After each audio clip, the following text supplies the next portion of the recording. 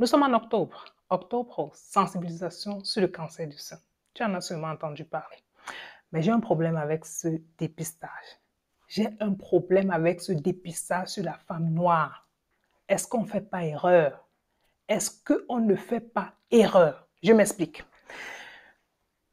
Les dépistages chez nous, chez nous dans les pays africains, sur la femme noire, on recommande le dépistage à partir de 50 ans. Mais la question que je vais vous poser, est-ce qu'il y a eu des études sur l'ethnicité?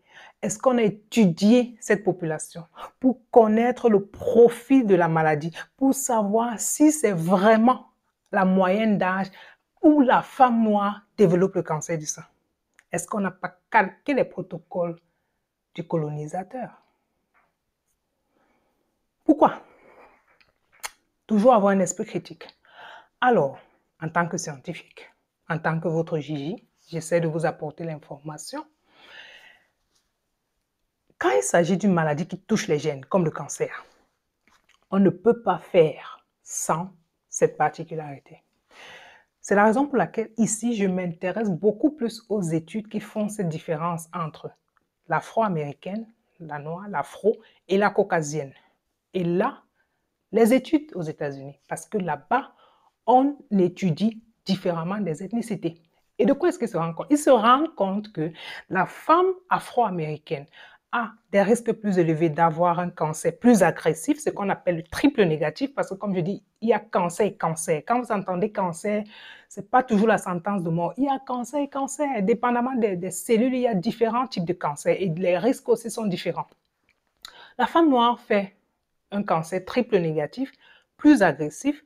La femme noire fait son cancer en moyenne à 40 ans, 10 ans plus tôt que les dépistages recommandés pour la population caucasienne. Alors, ça va servir à quoi?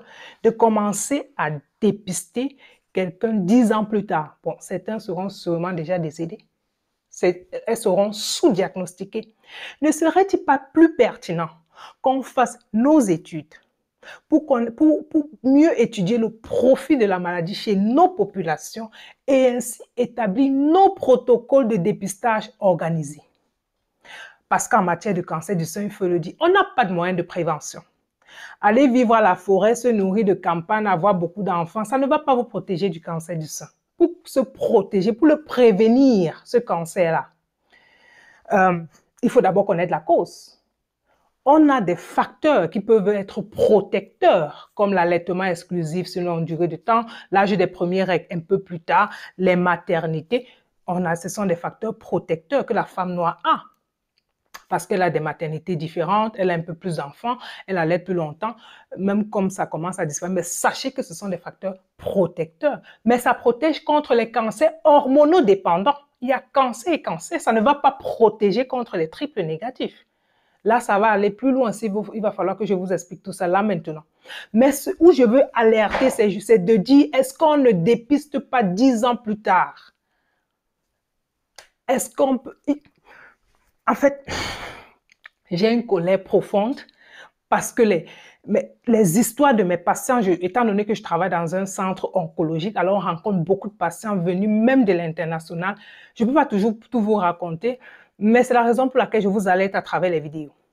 Donc, comme pour dire, posons-nous les bonnes questions.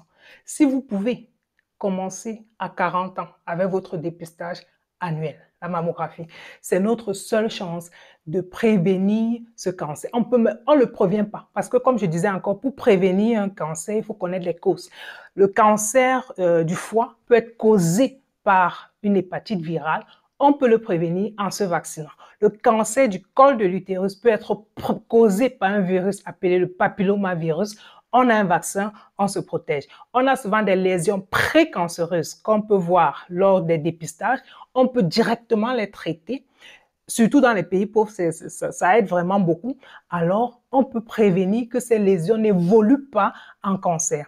Mais en matière de cancer du sein, quand le seul moyen de le prévenir, c'est de le détecter avant qu'il ne fasse des symptômes. Ça veut dire le détecter avant la boule, avant que vous ne palpez quelque chose. Là, ça peut être tard. Ça veut dire le détecter avant que vous n'ayez des symptômes, parce que les symptômes sont des signes que la maladie a déjà évolué. Et là, le pronostic peut être différent. Le pronostic peut être différent. Le dépistage, c'est bien. Adapté au profil de la population ciblée, c'est encore mieux. C'était Dr. Letty. Docteur en qui les femmes ont confiance, les hommes aussi.